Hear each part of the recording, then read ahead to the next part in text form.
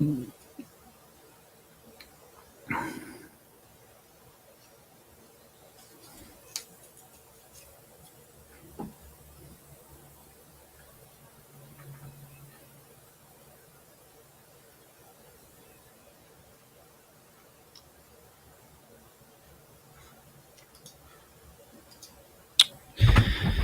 everyone, welcome to today's Program Yourself Thin podcast. Today we're talking about weight loss is simple. It really is. It's not easy, but it's simple. Don't overcomplicate it. I think a lot of people overcomplicate it and get themselves confused and overwhelmed, when in reality, at the core of it, weight loss comes down to reducing your average calorie consumption. It's that simple. You need to reduce the average calories you're consuming. Now, every diet and weight loss method is a way to do this. But instead of thinking you need to follow some complicated meal plan or eating plan or track everything, we don't want to do that. We want to keep it real simple, and you want to build around yourself, because basically it just comes down to this. How can I, right? You're asking yourself, how can I reduce my average calorie consumption? And we start with the easiest ways. So the first thing I will tell you, the easiest way to make this happen is to stop being all or nothing. Okay. So you're jumping into it, make it complicated because you're trying to do too much too soon. But if we ease off of jumping into some keto plan or intermittent fasting, doing something extreme right away, and we start getting focused on the question, how can I comfortably reduce my average calorie consumption? All of a sudden it becomes a lot easier. And it's obviously simple. And so what we do is we start looking for easy opportunities to reduce calorie consumption, not completely reducing our calories by half, which is what a lot of people do, not by completely transforming everything that you eat instantly on day one, but by asking the question, how can I comfortably start to reduce my calorie consumption? And one of the easiest ways to find that is to ask yourself, where am I consuming the most calories? If I look at a typical day, a typical week, where am I consuming the most calories? Let me start there. Let me start whittling away the calories I'm consuming so that I can reduce my calorie consumption. Because guess what happens when you reduce your calorie consumption?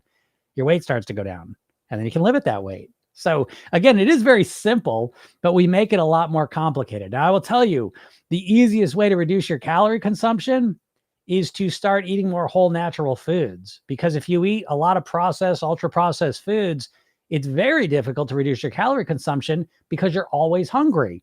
And you're always hungry because you're not getting the nutrients that you need, that your body needs. And so your body is sending you a hunger signal so that you'll keep eating, thinking it's going to get the nutrients. Doesn't realize you can just keep eating and not get any of those nutrients.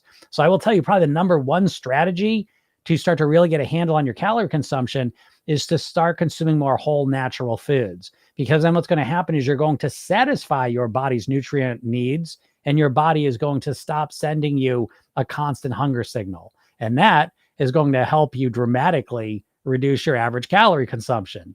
Now, of course, there's lots of other strategies you can use, but don't make this complicated. Don't get yourself overwhelmed by having to do everything all at once or doing some complicated plan. Just realize all you need to do is strategically and systematically begin to reduce your calorie consumption in a way that's comfortable and sustainable for you. And if you just go through that path, I think you're going to be very happy with the results you end up getting. So I hope this helps you out. If anyone has any questions, feel free to ask them, because that's what I'm here for, to answer questions. Your weight loss questions. What's up, Jennifer? Jennifer's watching from Massachusetts. All right. Joining the program soon. That's awesome. Can't wait to see you in it. Yeah, Massachusetts. I've been saying that. I don't know. It's just, I went for a walk today. We're in the glory days of Massachusetts. I think right now, Massachusetts shines weather-wise right now. This time of year is absolutely my favorite. Right now, August, and I love summer too, but August into September and October, oh my goodness gracious. So good. So good. What's up, Jody? Jody says, club email today. I wish I found you 5 years ago. What was the club email today? I don't remember. What was it? Oh, that's right. That's right. Yeah. Best piece of advice. I tell you this, folks, all the time. Those emails are free. They used to be part of a program I used to charge money for, and now it's free, and you can get it for free. All you need to do is go to my bio, click the link, get the hypnosis session I give you. That's free. Watch the video I made you. That's free. And then read the emails I send you every day. That's free. And I send you other free stuff too. So yeah, that's a good one, right, Jody? I love that. That was a good one today. That's a good email. Those emails are good. I spent a whole year writing those every day. It's a different email, and it'll change the way that you think about a weight loss and weight in general. So that's awesome, Jody. I'm glad you enjoyed that. Let's see. What's up, Ronnie? Hello, Dive Father. This is a long one, so please bear with me. I've been plant-based for 8 months now. I have recently discovered that my protein intake has been less than necessary. I've been optimizing my lifestyle, and I've implemented calorie and protein intake tracking. However, I do have a proclivity towards obsessing in the past. I would like to affirm myself to be both structured and adaptable. I have found that there is a lot of strength in this affirmation that helps me visualize more of my ideal self with my fitness goals. How can I go about this? I don't know. It sounds like you're doing a great job. I don't know. So I don't know. I mean, it's a process. I will tell you that's, I was really reflecting on this a lot last couple of weeks, I suppose. But it's, in your life, any area of your life that you've been doing for a while. So, you really are in a great position if you have had a hobby or a thing you've done for a long time, right? And it could be anything. It could be drawing. It could be dancing. It could be playing golf. It could be training dogs. I mean, it could be literally anything you've done for a while, years, decades, ideally. And I think when you look at that, I think it's a really great experience because you can look at it and say, there's no way in the world I could have learned everything I know now in a month, in a year, in 2 years, So I think for any of you that have that experience where you've been doing something for a while, it might be work. It could be work, your job. I think it's very important to recognize that there's no way in hell you can't cheat the process. Don't get me wrong. I mean, there's strategies to move through it quicker. Okay. But at the end of the day, you got to put the effort in and you absolutely have to put the time in. So to you, Ronnie, I guess, what I hear is I hear you doing all the right things and I can almost hear your impatience sometimes, which I respect that. I think it's a balancing act though, where we're all impatient. We all want instant results. That's just natural. But we recognize that and we manage it, so it sounds like you're doing a lot of the great things. I mean, so you realize that your protein intake wasn't enough. And so now you're tracking it and you're working that up. Great job. A proclivity to obsess in the past. Yeah. A lot of people do that. A lot of people ruminate in the past and live in the past. And so, yeah, that's not a great thing. Without knowing specifically what you're doing. But again, like you say, I want to affirm myself to be both structured and adaptable. And I think the way you become adaptable for sure is to bring yourself into the present, right? Pull yourself out of the past and bring yourself into the present. And I think that's how you become truly adaptable is you join the present moment and you bring your awareness into the present moment, pay attention to what's going on, what's working, what's not working, and move yourself forward. I think the past is valuable too. Was that today's session for the Thrive people? I think the Thrive one was today. Was that? Yeah, the Thrive, the mantra today was, I learned from the past. So learning from the past is really helpful as well. That's definitely part of the process. But we don't want to get stuck back there. And so I'll say that to you as well. Bring yourself into the present more, but also if you're going to keep going to the past, that's okay.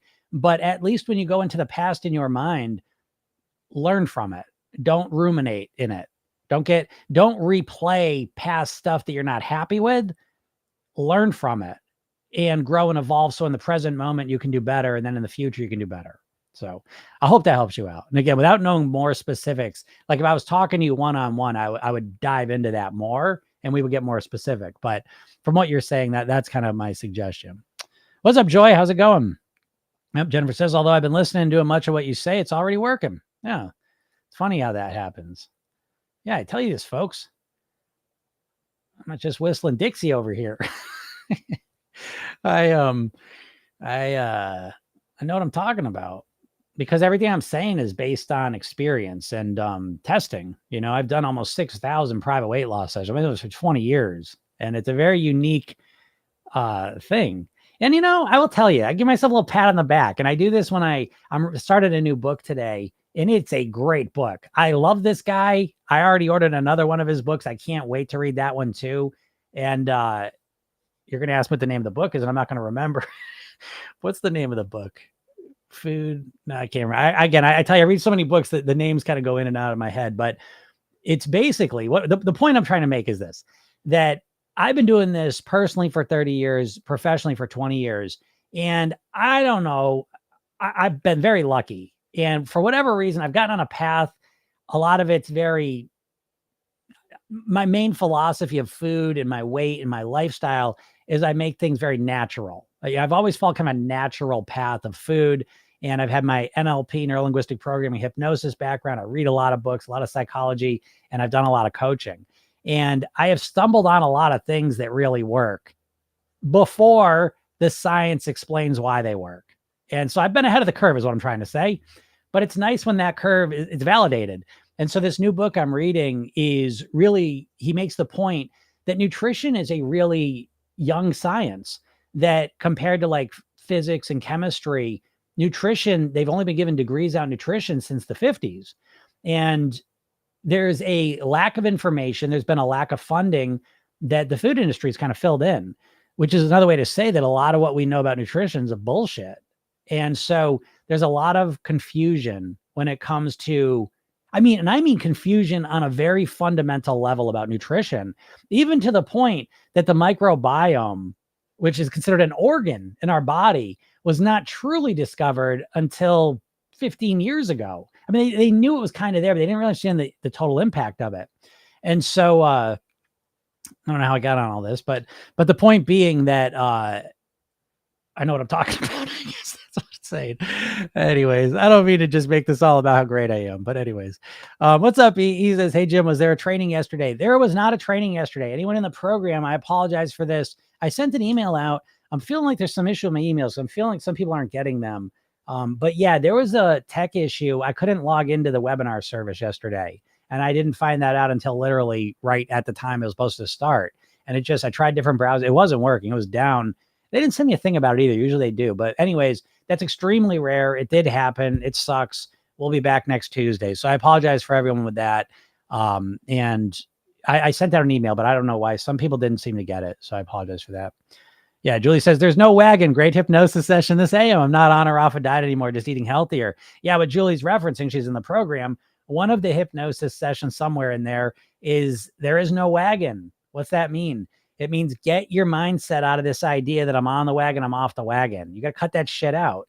You got to become all or something. You got to let all or nothing go and become all or something so that you're always somewhat in the game. You know, even if you just got one foot in the wagon and you're getting dragged, you're still in the wagon no matter what. And sometimes being in the wagon is saying, well, my eating was shitty today, but at least I drank my water. My eating was shitty, but at least I ate an apple, you know, and it doesn't matter. It's a psychological thing a lot of times to get yourself out of the idea that you'll never not be in the wagon. There is no wagon. You're on a path await mastery. And when you can get out of that all or nothing on off binary switch that most dieters are in, it's very, very helpful. Because, you know, again, when you look at it mathematically, you're the all or nothing thing, which I think is funny when people call it all or nothing, because I think more accurately, it's nothing or all. Because most of the time you're nothing. You're not really doing shit about your weight or your eating. And then there's times when you get super motivated and focused and you change everything about your weight and your eating and all that. And, but you can't keep it up. So again, I think it's very important that you come up with a psychological mindset strategy where you're always in the game. You say, that's it. From this point forward, I'm always going to be moving in the direction I want with my weight, as opposed to, you know, let's change everything today and it lasts for a couple days and then you're back to doing what you always do. So that can be helpful. But let's see here. TikTok, I've been kind of neglecting you guys. Let's see if there's any questions here. And of course, I got to scroll through every notification for a minute. There's Sarah. Hey, Sarah, how's it going? I was sick all week last week and had no appetite. Feels great to be back to normal eating this week. Yeah, being sick sucks.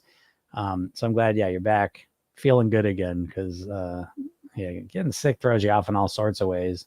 And it can throw your hunger off too. So don't be surprised if last week you had no appetite and you weren't eating much. This week you come back and you might eat more than you normally do because you're kind of making up for last week. So that's not a crazy, unusual thing to have happen. So glad you're feeling better though. Because yeah, feeling sick sucks. And then what about summer colds? Summer colds suck. What's up, Jim? How's it going? Sure, get everyone here. Whoops, shit. You don't know what's going on with my email. I feel like emails, because people are telling me like that they're logging in for the hypnosis session. They didn't get the email, and that's weird. Check your spam folders too. Sometimes it goes into spam for sure. Christy says, thank you for resetting my emails. You are welcome, Christy. Glad you're getting those again. Jim said, yesterday I noticed I have so many stretch marks on my thighs and on my arms from binging. Yeah, so do I. I got stretch marks on my arms and my back and around my back, my waist. Who gives a shit? That's a whole story for another day, I suppose. But it's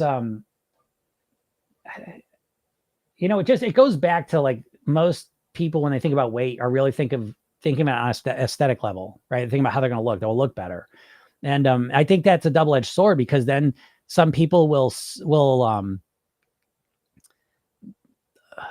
they'll start losing weight. And, maybe I'll have stretch marks. Maybe I'll lose skin. And they're like, I don't want that, and it's just like, man, you're missing the story, but I get it, Jim, but again, I like to go face on whatever's kind of bumming me out because weight loss isn't all just a positive thing. I think you all know that, right? And not just that it's like hard, but that literally losing weight isn't all just positive stuff. We were talking with Jim yesterday about this. It affects your relationships with people you care and love, it affects lots of different stuff. It affects your self-image in positive and negative ways, affects your moods in positive and negative ways. I know it sounds strange, but it really does. So it's like as the negative or worries or fears or whatever has come up during this process, you got to go aim straight at them, deal with them. I don't want to think about it. I'm going to ignore that. I'm not going to pay attention to it. Go straight at it. So, who cares? Who cares? Oh, there you go. Yeah. Jim says on top of all that, all the weight I got to lose now, I'm even more insecure. Jim, though, like I guess what I'm trying to say in a different way, and I'm glad you kind of followed up with that, is that feeling insecure or secure, most of that comes from right inside your head. And most of it comes from inside your head. A lot less of it has to come with what your body's looking like, and I bring that up. I'll give you a book recommendation. Choose to read it if you want, but it's a core part of Program Yourself Thin, and it's Psycho-Cybernetics by Maxwell Maltz. And he was he was a plastic surgeon back in like the 50s, 60s. And that's when plastic surgery was mostly fixing like physical deformities, it wasn't so much like it is now. And what he found out as a plastic surgeon is that sometimes he would fix the physical deformity, but the person would still act as if they had it. Their confidence wouldn't go up. And that led him to the discovery of the self-image. And the self-image concept is a fundamental piece of Program Yourself Thin, that we don't really live in reality. We live in our version of reality, the reality that we make. And so how we think about things, what we focus on really is more impactful on our confidence level than what our weight is or what we look like, So again, stretch marks on legs, I was like, I didn't like stretch marks on my arms, but who gives a shit? A, and the B is, if you really care, wear pants. Like wear shorts. Again, that's kind of, I'm on the more vanity level. If you have loose skin or you're worried about stretch marks, just wear clothes that cover that shit up. You're still going to look with clothes on. If that's what you care about, like how you look, you're going to look better conventionally, right? Your clothes are going to look better on you. You're going to, look healthier. You're going to move better, all the rest of it. So there's that. And then there's the deeper level of really feeling secure about yourself.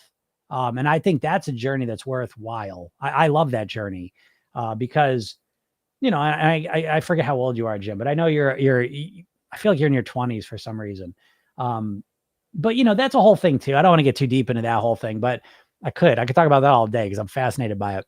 But the days of social media now, it leads us to compare ourselves constantly with other people. And we're usually comparing ourselves against people, I don't know. It's like, you got to think about this, right? Evolutionarily, you lived in a tribe where everyone looks like you, right? Everyone looked like you. And, so you felt a lot more comfortable because you look like everyone. But now we live in the global community and you're constantly seeing people. And a lot of times, the way the algorithms work, the way the advertising works, the way the culture works is you're seeing kind of outlier people. You're comparing yourself to them and then you feel less than. And that happens across the board with everything: attractiveness, looks, skills, talent, everything. And so it's very easy in this culture to feel like shit about yourself, to not feel good enough. And so that is a whole piece of the Program Yourself Thin approach, is how can I think and feel the way that I want to, that makes me feel good, Because if you just think, oh, I just have to lose the weight and then I'll feel confident and amazing, I don't think so. You know, you'd have to explain to me how do 95% of people that lose weight put it back on. If losing the weight fixed everything, then why is that the case? And I think it's not the case. And I think that, you know, at the end of the day, ultimately, what gives you security and confidence and makes you attractive, I truly believe, is what's going on up in your head. And there's people say, that's bullshit, Jim. I've had people tell me this. They say, no, there's absolutely people are attractive, unattractive, whatever. I say, well, get the fuck out. I don't care. Because to be honest, here's the next piece of it. I think with the social media and the culture, it's like some weird way we feel like we need to be the most attractive person on the planet. When in reality, and I don't know if maybe you're different than me, but for me, it's like, I really need basically one person to think I'm attractive. And that's my wife. And that's it. I don't give a shit. And if I didn't have my wife, and I've thought this way for a long time, to be honest, is if someone doesn't find me attractive, I don't find them attractive. There you go. And so for me, it's like, I want someone to like me for who I am. And I only need that one person to like me. I don't need every person to think I'm beautiful and attractive and gorgeous. I don't care about that. So I don't know. I went off on left field here, but I think about this a lot because I think there's some weird homogenized sense of what attractive is. And I think that's absolutely not true. I not to say that like a whole group of people say, oh, that's the most attractive person. Okay, fine. But in the real world, people rarely get into relationships and find someone attractive just based on visuals, you know? And even if it is visuals, it's not just what they look like, it's how they hold themselves, it's how they communicate, their sense of humor, their intelligence, their compassion, their empathy. There's all this other stuff. And if someone's like, fuck that stuff, Jim, I don't care about that. Well, then good. I don't care about you because that's other shit that's superficial to me and I don't find that attractive. So, you know, again, I think it's the way we think about things ultimately that really is the main driver of how confident and attractive we feel. So buy into that or don't. That's my thoughts on it. Blue Run Vintage says, watched a video in your library where you mentioned wanting to teach a class on untethered soul. Did you do that class? If so, how can I find it? I'm a PYT member. No, but I'm going to, and I'm glad you reminded me of that. And I might actually put it right on the old post-it note. And you know, if you're in the program, you know, once it goes on the post-it note, it's one step away from being brought into reality. Because I love that book. And what I'm going to do is I'm going to reread that book, reread my notes, and then I'll teach a class on it. And I will give that class away.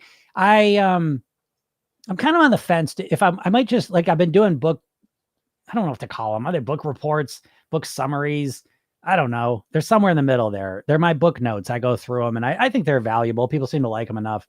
But I was thinking like maybe I'll put that on my YouTube channel for everyone. But untethered soul lesson I would love to do. And that would be a fun one too. Because I've been doing a lot of food lessons lately. And I would love to do like just kind of a real kind of out there lesson. And that'd be a fun one. So no, I have not done it yet, but I will do it. And that one, because you asked for, I will make that one. Absolutely. I will put that somewhere. And when it's out there, I'll let everyone know. So give me a couple weeks on that, but I will do that lesson and do it quick. Julie says, took a bite from a donut, then threw it in the garbage. My coworker asked if it wasn't good, and I told her it was delicious, just didn't want more, and told her about PYT. She asked if you had put me under a spell. That's funny. I guess to some degree, I put you under a spell, right? I mean, people in my program, I am putting you under a spell. People ask me this all the time, you know, and yes, there is to some degree a spell to it, but it's not a weird spell that you don't understand what's going on. Because you're currently in a spell. You're in a spell you're under the corporate spell, right? You're under the processed food spell. The way you think about it, the way you feel, the way you think, you're under a spell, right? And so I just put you under a different spell. We're always under spells, folks. We're always in trances. Man, I was just having this conversation with a longtime client of mine who's very well versed in hypnosis, and we were talking about just how thankful we are that we understand hypnosis and how it works. Because if you think as a human that you're just consciously in control of your life, like you just make decisions and that's how you operate, like you have no fucking clue what you're doing. You have no idea how to change then, because you're not a primarily conscious creature.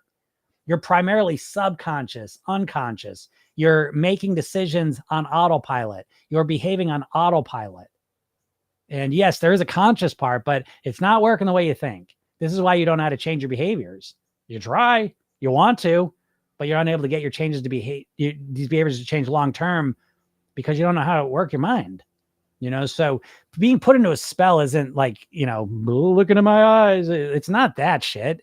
It's like when you watch commercials on TV, that's casting a spell on you, right? When you drive by a fast food place and you pull in and you can't stop yourself, that's a spell. That's a trance. So trance behavior is the rule. That's how we all operate. We all operate in trance behaviors. Problem is, you're being hypnotized by the companies that just want you to eat bullshit. And people in Program Yourself Thin are being hypnotized by me who want you to be healthy and happy and at your goal weight forever. So yeah, it is technically a bit of a spell. But I also teach you guys how to put yourself under the spell too, by the way. So I reveal, you know what I mean? I take you behind the curtain and show you what's going on, because I think that's a piece of the puzzle too. I can do a lot of the work. And like I said, that's a program I got coming out soon where, fine, you just want to lose weight. I'll make you lose weight. I can do that. I can put you under a spell and make you lose weight. No problem. No problem. And I will guarantee it. I guarantee I can.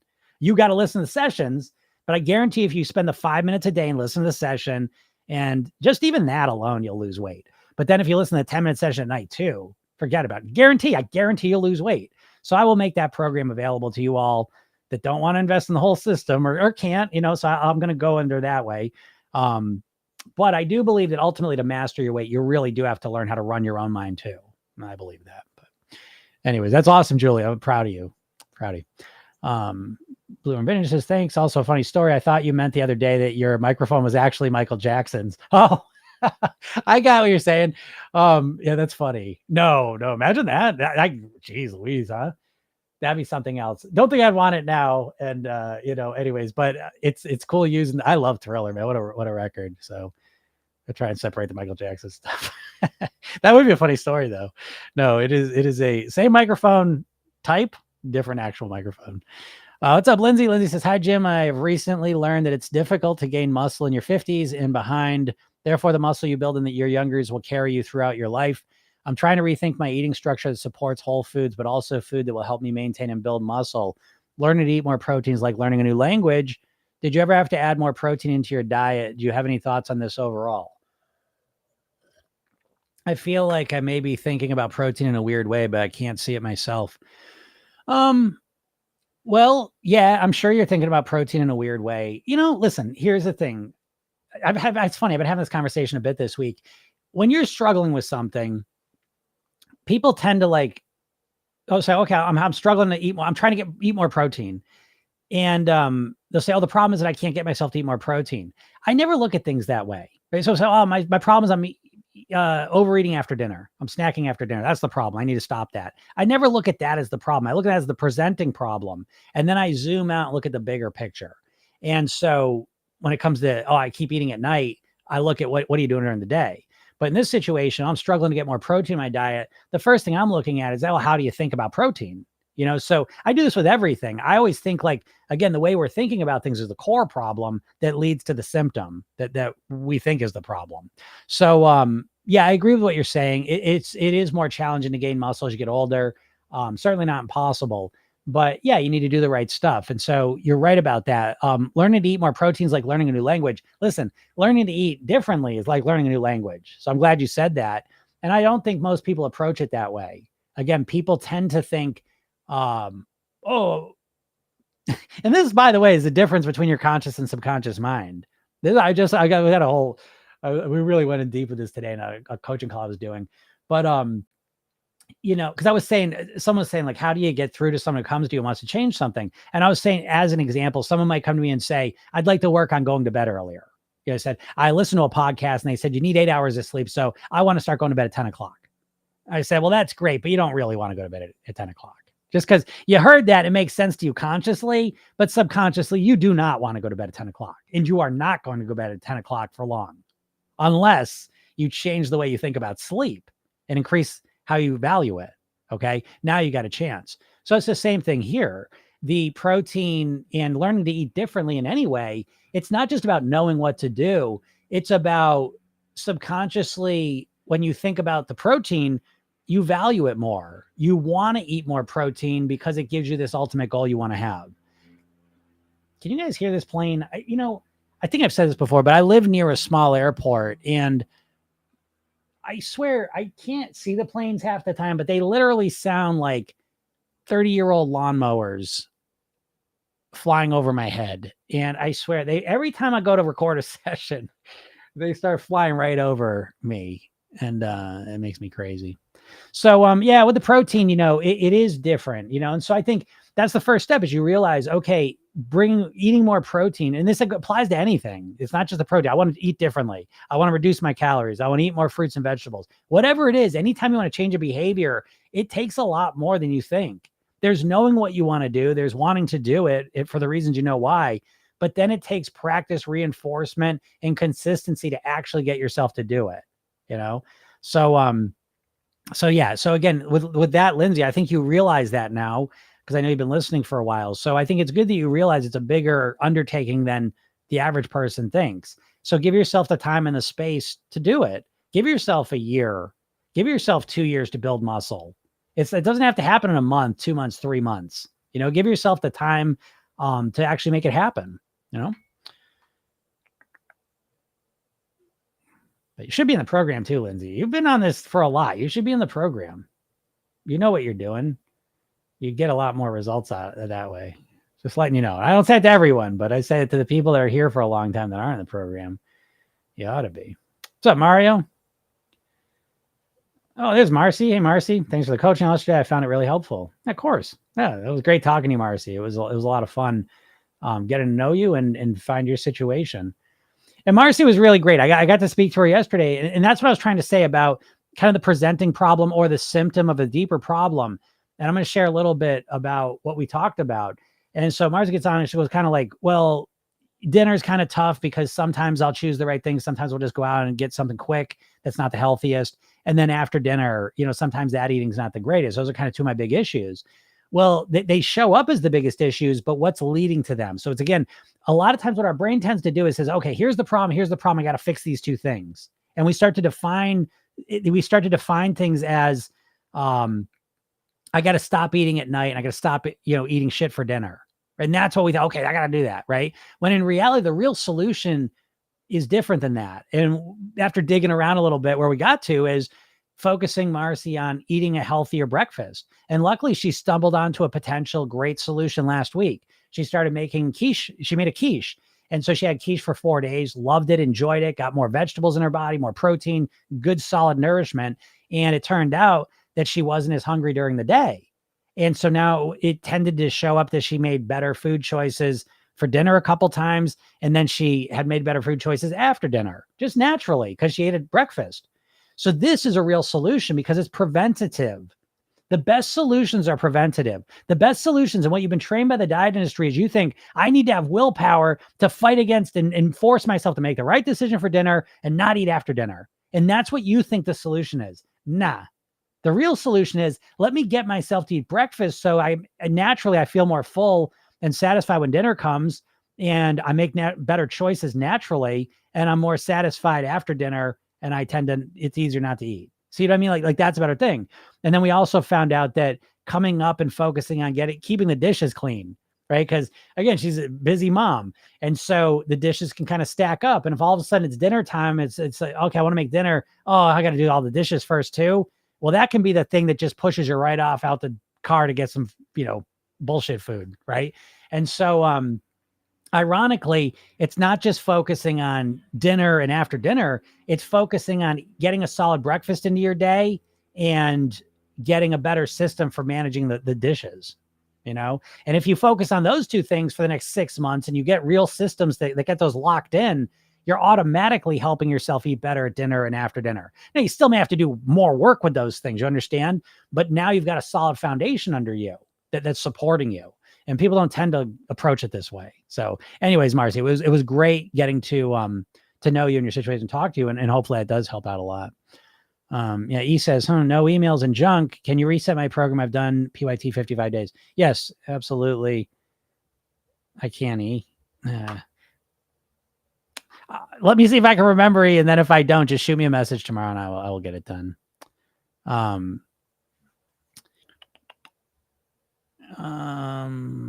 Jennifer says, reminding myself Takes at least as long to lose it as it took to put it on. Yeah, sure, Jennifer. And I think, again, I try and encourage you guys as much as possible to stop fucking thinking just about the weight loss, as much as I can.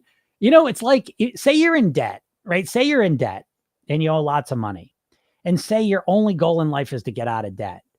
Well, okay, that's better than being in debt. I'll give you that.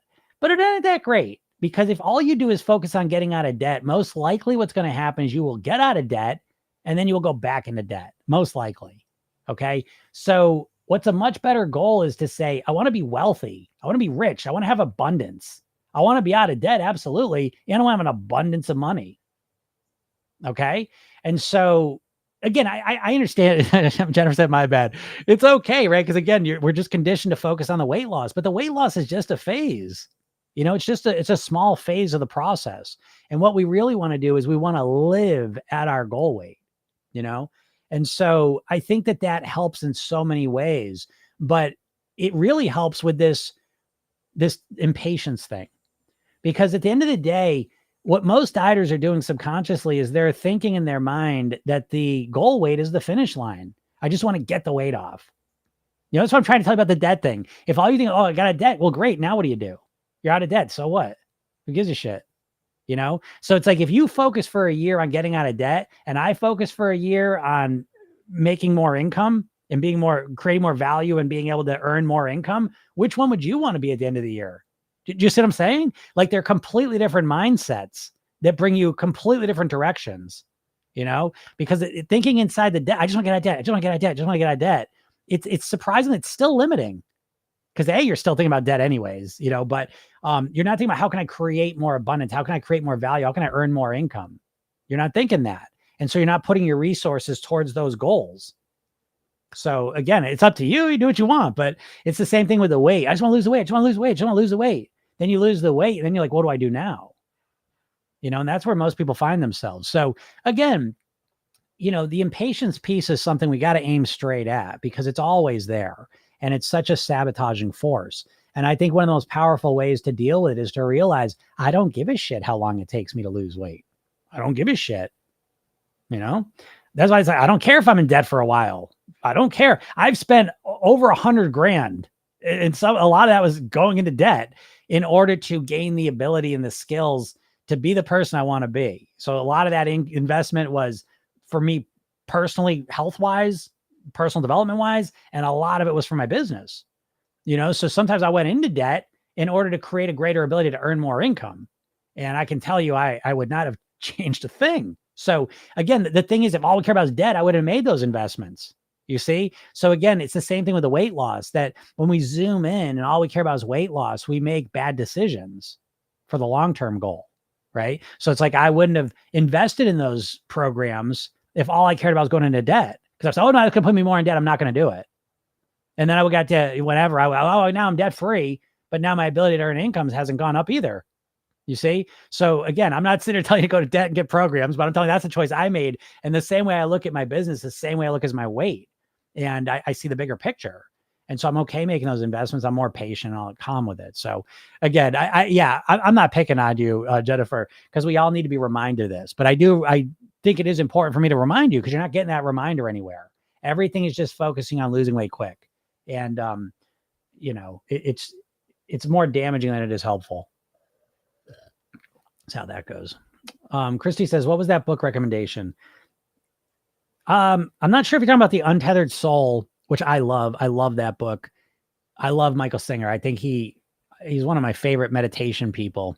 The other book, I don't know why I can't remember this, but I'll tell you what it is, because I'm just curious now. Like, it's making me nuts.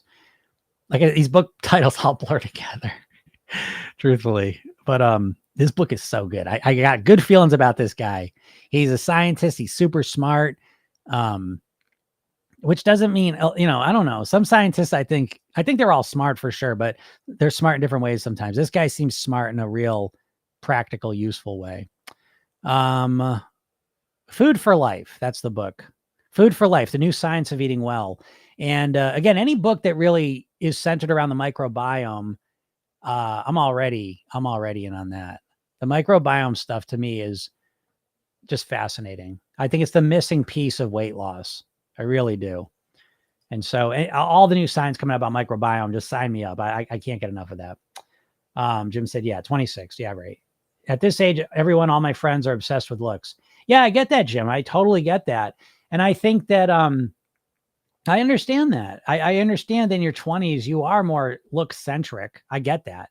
But I think, it's a cultural hypnosis that you can wake up from too, because I would say to you, and I don't know, Jim, you might be this guy, but it's like, do you only judge a woman based on how she looks, or a man? I don't know which way you go with things, but do you judge only a person based on how they look, like their attractiveness?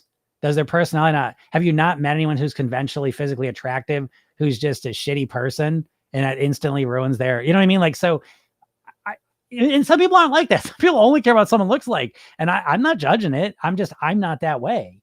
And I wouldn't want to be that way. You know what I mean? I wouldn't want to have, I say this all the time, especially to like younger women and girls, because I have a daughter I raised in this culture, and the culture is constantly getting you to just fixate on the superficial, obviously, but it's up to you whether or not you buy into that shit. Do you want a superficial relationship? Do you just want to be with someone who just looks great, but you don't really have much in common with, like, is that what you want?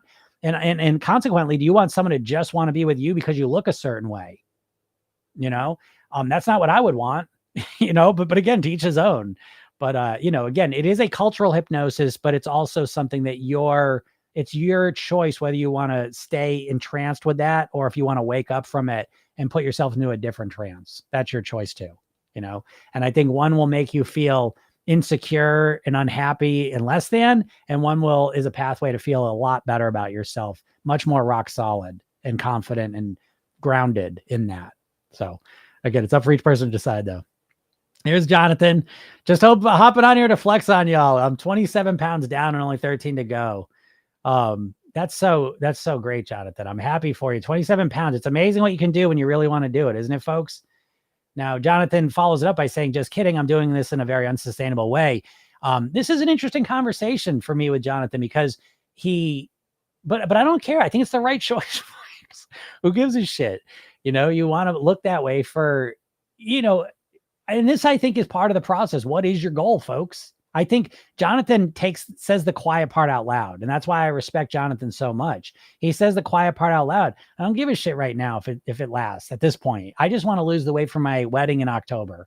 And I say, great. You'll have those pictures forever. You know what I mean? You look at them great. And then again, you got enough of my stuff in your brain that you can, hit a more sustainable way when you get past that, but most of you do not have that situation. So tough shit for you. You're not going to be able to tap into the motivation Jonathan has unless you got a wedding for yourself coming up, and it better be your wedding. Because if it's just someone else's wedding, maybe your kid's wedding, maybe, but I don't see that even working enough. Your wedding, I think, is one of the few. I would say your wedding is probably the number one motivator for weight loss, if I could say. That's what I have seen. Because why do I say this? I done almost 6,000 private weight loss sessions. You know how many people I have asked, what is your goal weight? Right? That's where we start. That's where, what do you want to weigh? What's your goal weight? And they tell me what the number is. And then I always say, why do you want to weigh that? And I almost always hear something that the number one is, that's what I weighed when I got married. That's typically the number one thing I hear, followed by, that's what I weighed when I was 18. I love that one. Or finally, that's what I weighed when I lost all the weight on Weight Watchers, keto, blah, blah, blah, blah, blah, blah, blah, And so, yeah.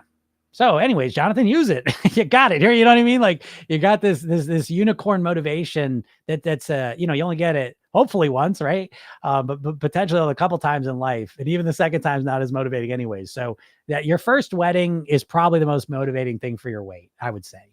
Followed by, I have seen people do like photo shoots they set up for themselves. That's kind of an outlier experience. So anyways, but great job, Jonathan.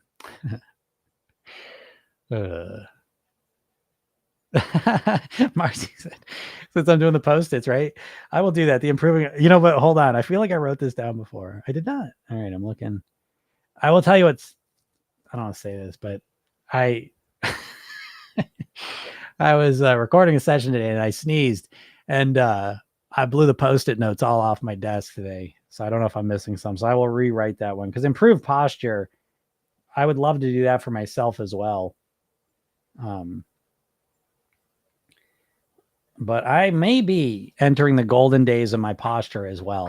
I don't know. I've told you guys this, that I got this keyboard tray, which has changed my life. Because even though I got this whole ergonomic chair, I don't, I used to have my big kind of executive chair. I used to love that thing, but this is terrible posture. My shoulders kind of screwed up. I got to get this. I got the fancy chair, the ergonomic chair. Okay, cool. All the rest of it. But then my keyboard and everything on my desk was too high. So my shoulder was up here. So I'm always holding it up. I was pinching my nerve. And I think that was causing all kinds of problems I wasn't able to fix. So anyways, I got this keyboard tray that goes under the desk. So everything's lower and I can adjust it where I want it to go. But so the difference is that now it's 8 hours instead of like this, it's 8 hours like this. So my ability to have better posture is going up remarkably. Joshua Mark says, has anyone ever gifted your program to a friend or family member? A couple times. I say I wouldn't do it. I know it doesn't, you say, Jim, I thought you said you're a businessman. Well, I am, but I don't like my program going to people. I have seen it happen a couple times and I don't like it. I don't want the times I have seen that happen. It hasn't been great. And so I like to say, you get the program, because I know people have good intentions. I mean, I've had people, I would tell you one of the worst ones. I'll share this with you is, one time I did have someone sign up for coaching, right? Now coaching's a big investment for me. And back then I believe it was $5,000. It was $5,000 to sign up for my coaching package. And, back in the old days, it's 25 now, but, anyways, so, that was a big investment. This was probably, I don't know, 5-6 years ago.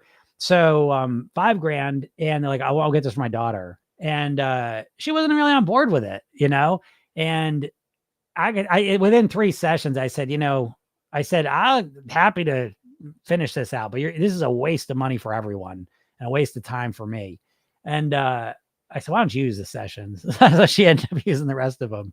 So anyways, but, it's, I don't know. I don't like it. I'd say do not buy this program for someone else. That's what I say. Don't do it. So I don't care. I don't think it's a good idea because, listen, I will tell you, program yourself thin's really not for most people. I'm clear about that. This is never a program that's built for maybe like my program yourself thin I'm putting out there's just the hypnosis program. That may be for everyone. Cause like that one, you just gotta sit your ass down and listen to a session for 5 minutes and I'll do the work there. And as long as you're listening to it, we'll do it. But to really master your weight and to really use the full program yourself thin system, you gotta be motivated. You have to personally take it on yourself. Say, that's it. I need to do this. I want to do this. I'm going to commit to this.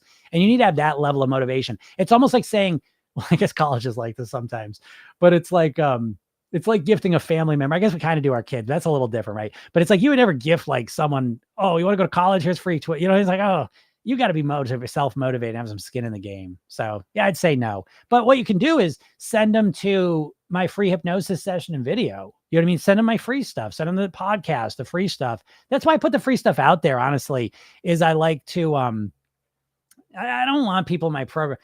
To be honest, I said to someone, I never have refunds, and I guarantee my program, the $300 program, I guarantee it. And I had someone refund, and it's fine, But I knew because they always have it. It doesn't matter. I'm getting off on a thing. I'm let it go. Yeah, that's the thing. I suppose only people who want to be hypnotized should try working with a hypnotist. Yeah, I agree. This is an outlier way to master your weight. I've no illusions to that. This is not the mainstream way that the majority of people in the world are probably ever going to lose weight because, well, I'm just going to say it out loud. I, at one point, thought about calling this program Weight Loss for Smart People. And I'm not saying I'm the smartest person, but I am an overthinker. And I think this program really works for people that think a lot, that are in their head thinking a lot. And so if you're a person who doesn't think a lot, isn't that way, I don't know. I just don't know. And so I try to be forthright with that because I don't want the wrong people in the program. I got plenty of people coming in that are the perfect fit, and I love working with them. And it makes it easy because everything is designed for that type of person. And so someone who's not that way, it's not a good fit. And I try to put as much stuff as I can on the front end of it for free to let you find out, is this something that resonates or not? Because I don't want you to waste your time or your money or energy. I want you to go into this knowing this is the right thing for me. Yeah, yoga for posture too. Yeah, I do. I don't do enough yoga. That's something I really, really want to get better at, is doing more yoga. What? Jennifer said, all right, just joined. Nice. Let's fucking go. Let's do it, Jennifer. Perfect. That's awesome. Jennifer, shoot me an email. I don't know if you signed up for the coaching thing. If you didn't sign up for the coaching, shoot me an email. I'll give you a week of coaching, let you pop in there and help you kind of kick it off on the right foot. All right. Good job. Good job, Jennifer. I'm proud of you. Isn't it nice? Isn't it nice when you think, oh, one day I'm going to do it, and then today's the day? There's nothing better than that feeling. I will tell you, there's nothing better than making someday today. That is one of the best feelings in the world. I love it. I know it's a little scary sometimes, but it's like, it's a good scary, Julie says a stand-up desk. I don't know. I don't like standing. I try. What I have been working a lot too is getting up more. That's been helpful as well. But the biggest thing is, my shoulder's sticking down, and I feel it. I swear, I'm starting to be more hopeful, more and more hopeful every day. My shoulder still feels a little weird in certain ways, but it feels weird in a new way. And I'm hoping oh boy, it will feel like such a gift. This has felt like something I would have to live with forever. If this fixes itself, oh my goodness, I'm going to be unstoppable. I'll be unstoppable either way, but it'll feel extra great. Kadiva says, it just feels impossible to lose weight and get your dream body. I get that. But you have to understand, it feels impossible a lot of times because of how you're trying to do it. If I said to you, you're like, okay, Jim, I want to learn to play the piano. How do I do it? Say I was a piano teacher. And I said, well, okay, you want to play the piano? You're serious? Yeah, you want to play the piano? This is what you got to do. You got to practice 10 hours a day. And for the first 3 hours, you do this. For the next 3 hours, you do this. The next 3 hours, you do this. And the final hour, you do that. Okay, you ready? You got to do it every day. And it's like, oh, forget that. I can't do that. It'd feel impossible.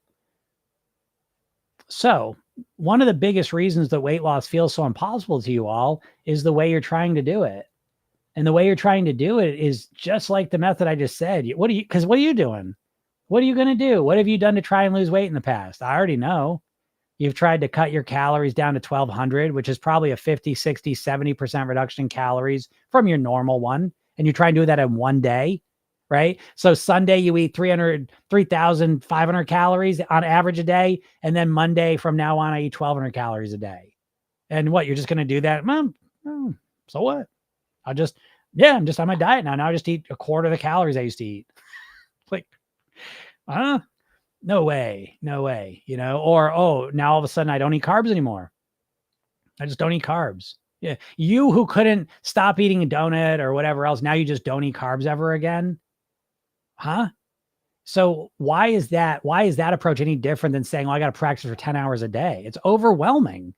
And every time you diet or think about losing weight, you feel overwhelmed. You activate the stress response, you get yourself overwhelmed, and it feels impossible because you have no strategic, systematic approach to mastering your weight. You have an overwhelming, all or nothing, let's do it, and it just don't work. It doesn't work. But what happens is, because you're a dieter and you're trapped in that mindset, it's the only way that you can think about weight loss. And, it's bullshit. So yeah, I would say, Khadija, if you are serious about wanting to lose weight and you want to feel more certain and start to feel it as possible, please go to my bio, click the link, get the hypnosis session I give you. It's free. It's a kickstart session. It's 10 minutes long. It's called The New Thin Me. And then watch the video I made for you. I think the video is more important because it gives you context to what I'm talking about. And I think once you watch that, you may feel like it's more possible because it's not a diet approach. And to be honest, folks, let's be honest. If you are in America, I'm starting to feel like if you're anywhere in the world, if I ask you how to lose weight, you're basically going to tell me one of three things. You're going to tell me diet, surgery, medicine. You're not going to say, oh, a strategic, systematic mindset approach. You're going to say that, you know? So this is why you think it's impossible, because the way you've learned how to do it is impossible. Diets are literally impossible. They work 5% of the time. That's pretty close to the definition of impossible. It's not going to happen. So that's why it feels impossible. Claudia says, Jim, how to hypnotize myself. How do you hypnotize yourself? Well, that's a big question. I mean, it's a skill set, you know. I mean, this is what Program Yourself Thin really is built around. There's three main parts of the system. There's the hypnosis sessions I send you every day. I call that the imprint system. There's the Program Yourself Thin method, which is the technique, the redo rehearsal technique, which that's how you hypnotize yourself. And then there's the blueprints, the weight mastery blueprints. The Program Yourself Thin technique, right? The redo rehearsal technique and how to program yourself, how to hypnotize yourself if you want. It's a process. I don't know, to explain it here. It's, you know, it takes background knowledge, explaining and all the rest of it. I don't know. Is there a quick way to say it? I'll give you the quick version. The quick version is that basically you activate your parasympathetic nervous system. You relax your body. You could practice this now if you want. You can see the ground. Let me be clear. I call this self-hypnotic programming. So it's mine. And that means I can't teach it wrong. Someone might teach you self-hypnosis differently. I'm really combining neuro-linguistic programming and self-hypnosis here, and meditation to some degree. And that's what I call self-hypnotic programming. So no one can say I'm wrong because it's my own thing. And basically what it means is we put ourselves into a calm, neutral, relaxed state. And you do that by relaxing your shoulders, relaxing your chest, relaxing your stomach, relaxing your face, specifically your jaw and your eyes if you choose to. You can close your eyes, relax those muscles. And you relax all this.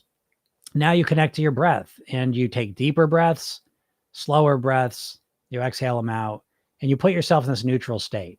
And by doing this alone, you activate your parasympathetic nervous system and you bring your prefrontal cortex online. When you're in a stress state, you deactivate your prefrontal cortex to some degree, and you think more reactively and impulsively, emotionally. You can't think as clearly or creatively. So one of the biggest challenges you have in your life, specifically with weight, is that every time you think about weight, you are activating your fight or flight response. And that's causing you to think in a very constricted, restricted way. So one of the most powerful things you can do, this is one of the first things I learned as a hypnotist, is that I would put people in this calm, relaxed state and then just ask them questions about whatever it is they wanted to change, even about their weight. And what I realized is they literally never thought about their weight, eating better, what their goals were from a calm, relaxed perspective. They would be like, I gotta lose weight. I gotta start eating better. And they get themselves all tense. So just relaxing yourself, calming yourself down, bringing your attention inwards, keeping your body relaxed, keeping your breathing more full and deeper, that physiologically sets you up to now focus on the psychological piece. And now we focus on solution-oriented thinking. So instead of asking questions like, what's wrong with me? Why can't I stick to a plan? Why do I keep overeating? Why am I so addicted to sugar? Let that go. We put ourselves in a relaxed, calm state and we say, how do I want to eat? How would I like to eat dinner? How would it feel if I slowed down my eating? What would it feel like to slow down my eating and eat more slowly and mindfully? How would that feel? And now I go inside my mind and I'm calm and I'm relaxed. And I imagine myself where I normally eat dinner, but now I imagine myself eating dinner slowly, more mindfully. I imagine myself sitting there, breathing more deeply, feeling more relaxed, calm, more centered and grounded. And I imagine myself eating more slowly. I think about, now again, I'm imagining this in my mind, but through my imagination, I'm activating my motor cortex. And so literally, as I sit here in front of you immobile, in my mind, I'm imagining myself eating slowly. And in my mind's eye, what I'm imagining is my hand moving slowly up to my mouth, taking the food off my mouth, putting my hand back down, taking a moment, chewing the food more slowly, being more present in the moment. Okay. So that's just one tiny example of what I'm talking about. But when's the fucking last time you did that? When's the last time you practiced eating slowly? And I know the answer is never. I know you've never done that in your life. I know it. And so what you're saying to yourself is you're saying, oh, I'm going to eat slow. I'm going to start eating slow. I read today on I heard on a podcast, you should eat slower. It's helpful. And you say, I'm going to eat slower. And then you go and sit down. Because saying you're going to eat slower is the equivalent of saying, oh, you know what? I heard it's good to write with your other hand. I'm going to start writing with my left hand now. No, you're not. No, you're not. You don't have the neural connections, the neural networks to write with your left hand. They don't exist. So you ain't doing it. You need to develop those neural networks, those neural connections. And the best way to do it is to actually, mindfully eat slowly. But the second best way is to use your imagination. Your imagination, your subconscious mind can't tell the difference between vivid imagination and reality, right? This is why you can watch a horror movie in your safe house where you just watched a comedy and you're laughing and feeling light and all the rest of it. Now you're watching a horror movie, you're nervous, you're tense, you're not breathing. Well, what the fuck? Well, what changed? What you're imagining in your mind. You watch the comedy and you're laughing and imagining fun things. You watch the horror movie and what? You vicariously experience the things they're experiencing in the movie and you respond. That's the key thing about hypnosis. Your body responds to your imagination in actuality. This is why you could watch sporting events, get into it. You're sitting in the same place, but now your body's releasing adrenaline, actually releasing adrenaline. So, it's about practicing and installing the neural connections and ultimately networks of the behaviors you want to have. And I'm going to guess that most of you are not doing that. You're just expecting, I'm just going to eat better. Well, you're not. No, you're not. Edna says, I've actually practiced eating slower with no distractions. I was bored on my mind. Yeah, fair enough. I will say, and my mind goes back to a guy I know who I think is a giant asshole. But anyways, he's a hypnotist. He's a guy who thinks he knows everything. But anyways, he goes, as I said, slow eating. He goes, nah, slow eating, Jim. Mindful eating. I say, get the fuck out of here. It doesn't matter. You don't have to be mindful. To be honest, you don't even have to eat slow. But slow eating and mindful eating are two different things to me. And mindful eating is boring for most people. Most people do not want to be mindful. They want to look on their phone and eat. Okay. But the question is, how quick are you eating? You can be mindless and eat slow, by the way. Your eating it's a behavioral, it's a network. It's a neural network. You're eating, and the speed at which you eat is a neural network. Just like you write with your hand, it's a program you've installed in your subconscious mind. Now you just do it on autopilot. Well, the speed at which you eat is the same thing. And so whatever, you'll learn to eat fast. Maybe you went to school and you got 15 minutes to eat. Maybe your parents said, come on, eat, hurry up. And maybe you just learn to eat fast. You can slow down your eating while being mindless, just so you know. Takes a little bit of practice, but yeah, I hear you, Edna. Oh, not Edna. Oh, you pick it. You know what? I totally thought you're someone else. I'm glad I know that. That's hilarious. I'm a guy. Yeah, definitely not Edna then. So, yeah, but anyways, mindful eating is boring. I find it boring. Okay. So you don't have to eat mindfully to eat slower. You don't need to eat mindfully or slower to eat less, just so you know. You could be completely, totally distracted, eat and lose weight. How do you do that? Well, you need to structure your eating. You can't you can't eat mindlessly in front of a bag of chips. You'll eat the whole bag. But if you have a set amount of food, whether you eat that food mindlessly, slowly, it takes you 20 minutes to eat it, or whether you eat it in 2 minutes as fast as you can, makes zero difference. If you eat the same amount of food, just so we're aware of that. I'm glad you said eat pick it, because I was getting confused. It's interesting. I thought you were someone else.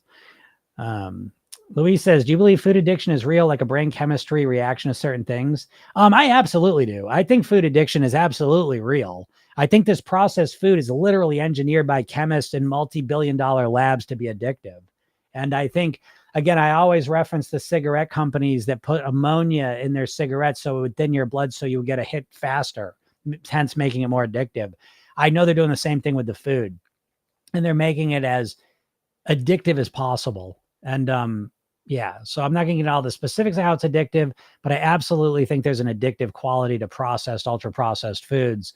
And so I think, what did they say? Remember that there was some company that said, bet you can't eat just one. I say, you know what? You win that, but I'm not going to take you up on that bet. Nope.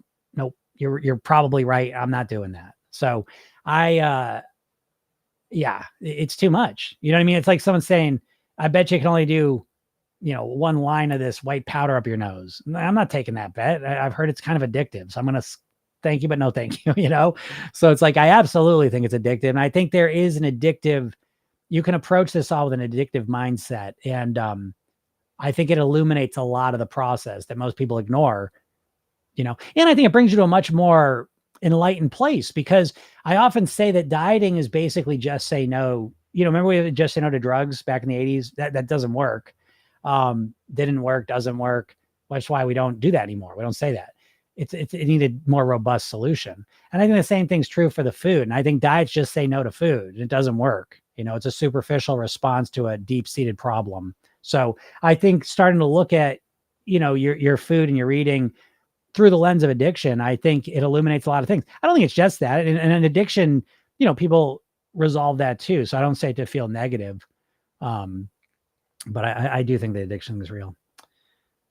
He says, I seem to be fine without carbs, but as soon as I have any, I'm off to the races. Well, okay, but that's a different point, in my opinion, that I think most dieters, their entire lives have approached food with an all or nothing mindset. And I think that that's pretty much what every diet has been to some degree, is basically restricting different macros, whether it's fat or carbs, or manipulating protein to some degree, too much, it's always kind of macro focused.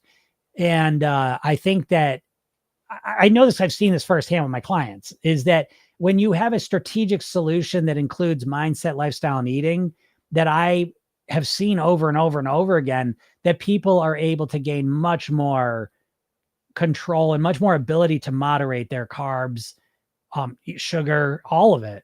You can moderate things way more than you think in most cases. Now, some people are absolute addicts that one drop turns into gallons. Absolutely. But it's very rare in my experience. I literally have never seen it. I've seen people that when you use a strategic, structured, holistic, comprehensive approach, you can have carbs in your life, and I speak as someone who has felt the exact same way, that it's like, if I eat one carb, I eat all the carbs, but then I have figured out how to manage it. And it's not carbs anyways. I can't stand the overgeneralization of carbs as I can't stand it, because it's saying all carbs is bad is what leads you to be a fucking carnivore or a keto person. It's just this weird overgeneralization of carbs. Fruits and vegetables are carbs. It's like, it's refined carbs is the problem. That's the addictive part. You're not overdoing it with carrots, most people. Anyways. So yeah, I get Louise that when you have done it, you've gone off to the races, but I know you've also, I'm going to almost guarantee that your approach has been, you try and just okay, I'll have some carbs, and you try and eat just a couple, then you eat all of them. But that's just shitty approach. It's very one-dimensional. And with Program Yourself, then we follow the weight mastery pyramid: mindset, lifestyle, eating. So it's a much more comprehensive, holistic approach. And we structure our eating in such a way that, I'll put it this way, that like the way that I deal with refined carbs in my life, it's in the category of alcohol, and sugar. So I still drink and eat sugar and do refined carbs, but I compress when I do it. So I really only do it on the weekends most of the time.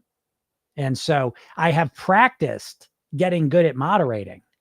And you tell me the last time y'all got practice getting good at moderating. And I'm going to hear an answer of never. You've never practiced getting good at moderating. You've tried restricting, and then you've tried eating just a little bit and it didn't work. And then you just said, fuck it. But you've never had a real strategy or plan that involved your mindset, lifestyle, and eating structure to be able to eat moderately. I know that doesn't exist. I can't have moderate alcohol or cigarettes, but I have to moderate food. Yeah, true story. I mean, that's true too. Listen, that's the thing that makes, I always say this, that with food is like, so I said, approach it with an addictive, approach your food and your eating with an addiction mindset, because it illuminates a lot of things in a way that you may not have thought of. But it is also different. We can't just live it. I don't think we can't live in that world. That's what Food Addicts Anonymous there does. or even bright lines, where it's so rigid because they're trying to do the abstinence model with the food. And I find that to be tedious, rigid, miserable, usually unsuccessful. And I get tons of people that have been in that world. And boy, I would say the people that come into Program Yourself then with the most mental, emotional baggage from dieting are the people that have been in Food Addicts, Food Anonymous, and bright lines, if they've been in these real strict abstinence models where it's like, you can't eat sugar, you can't ever eat refined carbs, I find that they have the hardest time, getting into the system. And so here's the thing with cigarettes, alcohol, drugs, gambling, you can stop doing those things forever. You know what I mean? Abstinence model is great for those things because you're done and done, but with food, you're eating food. You have to eat food. So I think I always say that managing your weight to some degree is managing addiction to some degree. And so you need to get strategic with it. And that's why you need to build around who you are and figure out what works for you. But again, and maybe you believe that, maybe you don't, but that's kind of how I think about it.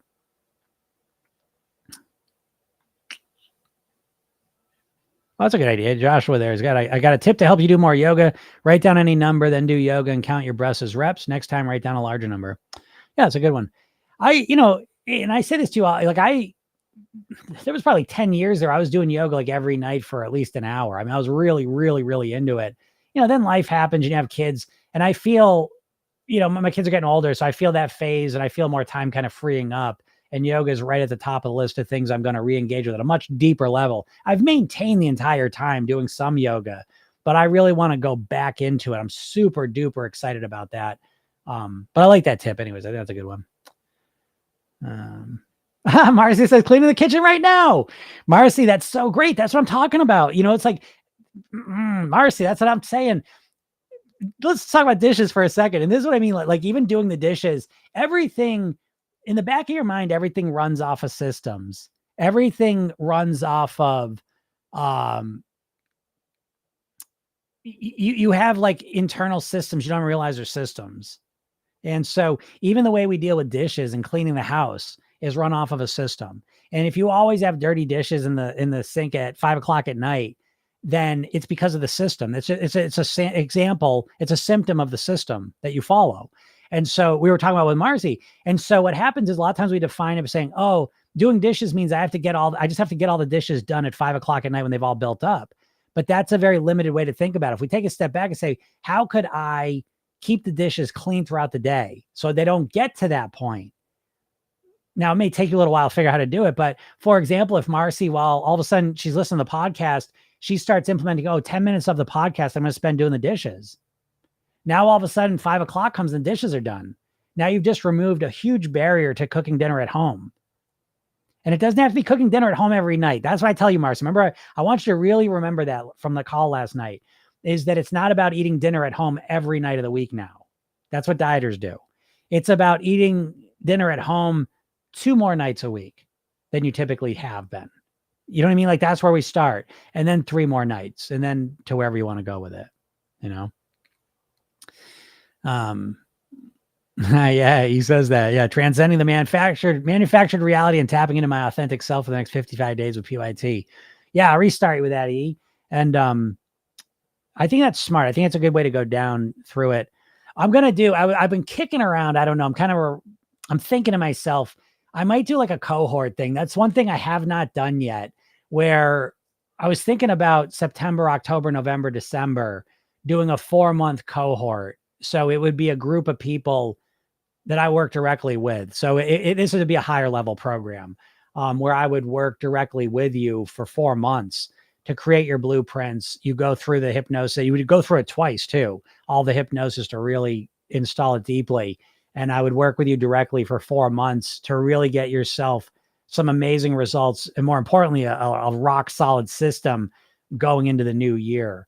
That's something I was kind of kicking around. I have not done that yet. I do have my group coaching, but this would be a level deeper of coaching where I would be working with you one-on-one sometimes. And Anyways, I think about that, but because he's going to restart the daily hypnosis sessions, and I think that's smart. That's what I'm going to start recommending for people, and set that up. But I got a little tangent there.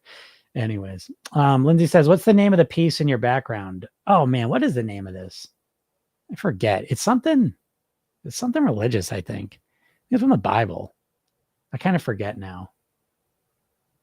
But it always reminded me of the Bellagio. So I always liked it. Carrie says, I don't have a goal weight. It's more about how I feel and look at said weight. Yeah, that's fine. I think I like having a goal weight. I will say this. There's something I heard a long time ago, and this applies to weight and financial motivations.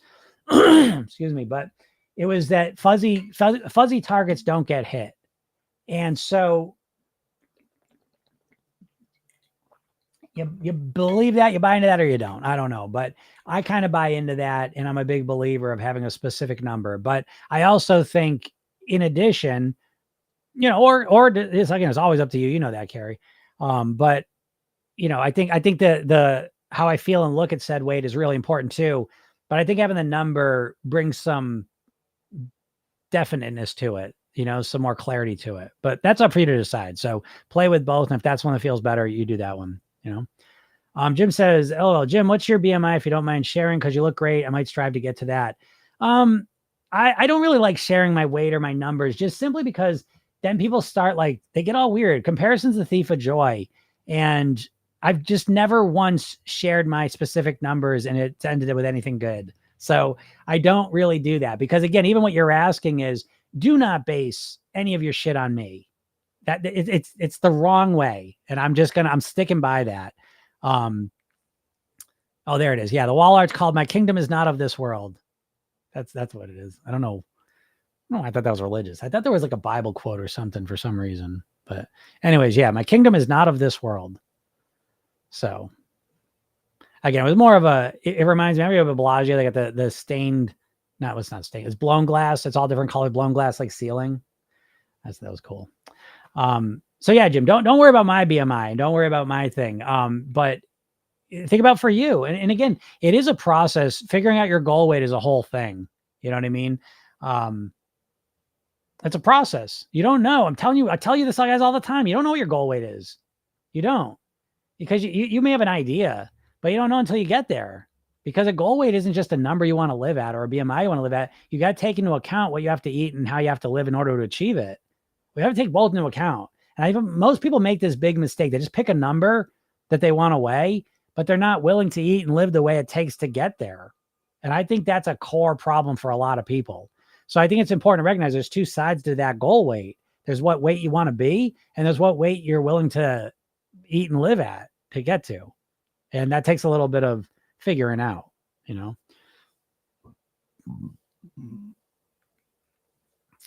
Look into Airosty Rehab, work miracles for pains like yours. Airosty Rehab. Yeah, cool. I will.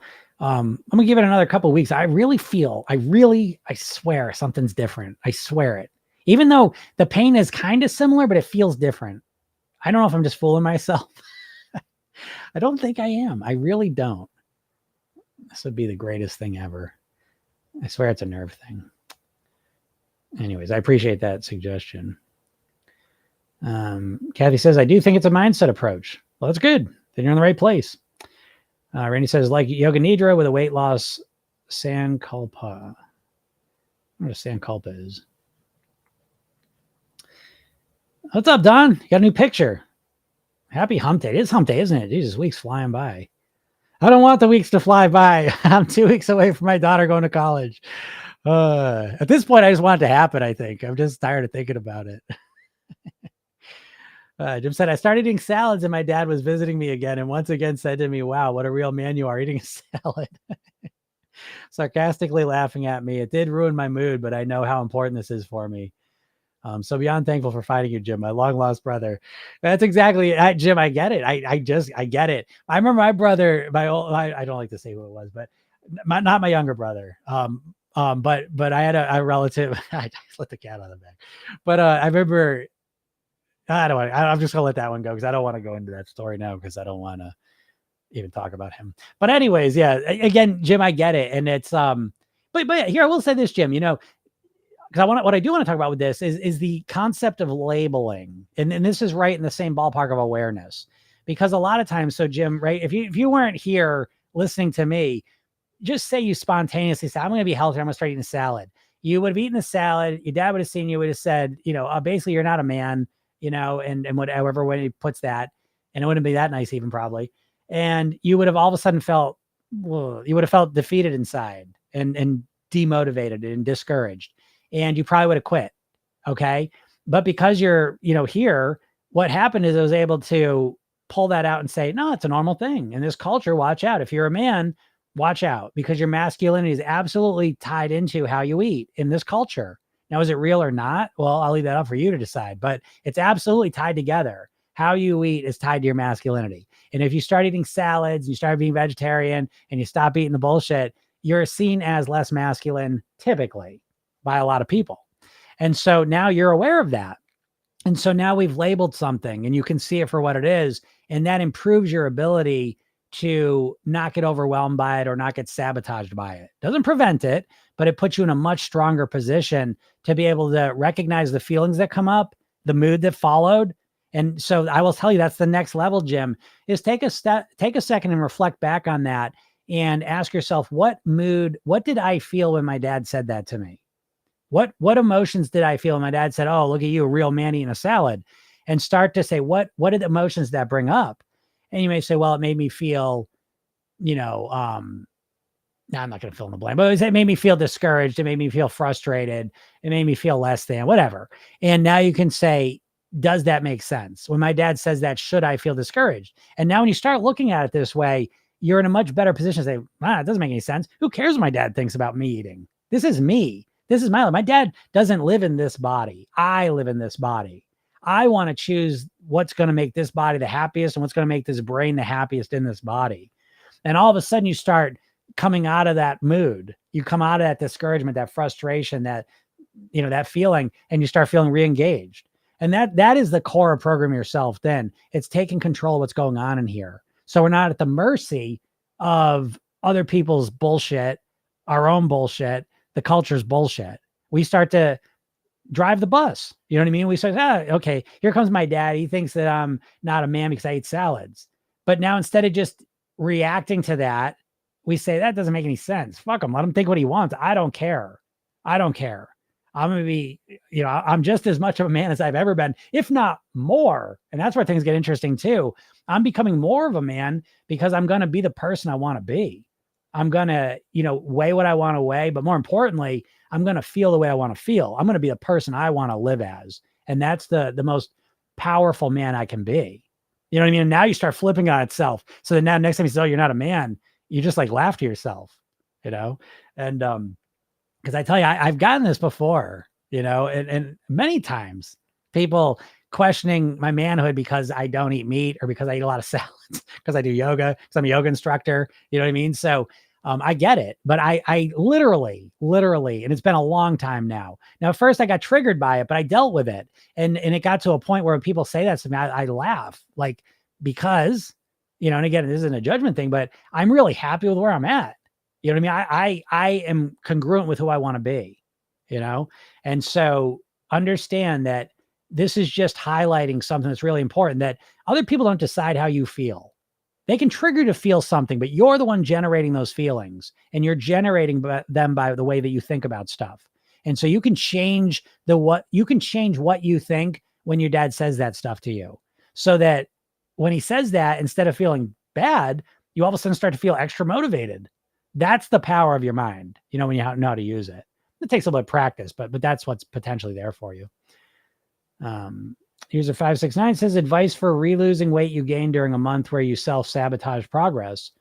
Yeah, I think that happens all the time. And I'm going to make a video basically about 2 steps forward, 1 step back is still 1 step forward. Okay. And so if you start cleaning up your eating and doing things to lose weight for a month, and then the next month you put all the weight back on, you are still in a better spot than you were 2 months before, in my opinion, because you still have that previous month where you were doing those things. Now, usually if you're dieting, this isn't going to work because you did something extreme. You can't get yourself to do something extreme again. However, in the Program Yourself Thin world, if you make lots of changes, these changes we're looking to make are built to be sustainable right from the beginning. Every time we make a change, we're looking to learn and grow from it. So even if you have a great month and it's followed up by a crap month, you still have all the learnings and intuitions and insights and distinctions you made the first month. And now you have the second month, and now you can say, okay, what happened there? And now you stress tested those first month things, and now you're in a better place to say, okay, that thing can still hold up. That thing didn't hold up. And now we're more enlightened, more aware, better to create more refined strategies the third month. So again, I look at it as we're always getting better and growing if we allow ourselves to. Now, most dieters just think very binarily. They're on perfectly, I'm off completely. On perfectly, off completely. And they're never really growing or evolving throughout the process. And the way you evolve and grow the most is when you make mistakes, you learn from them.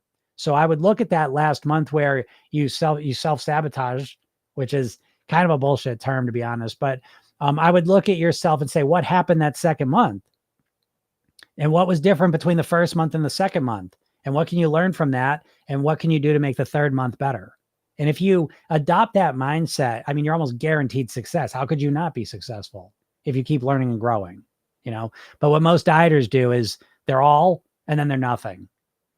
Then they're all for a couple days, and then nothing for a couple months.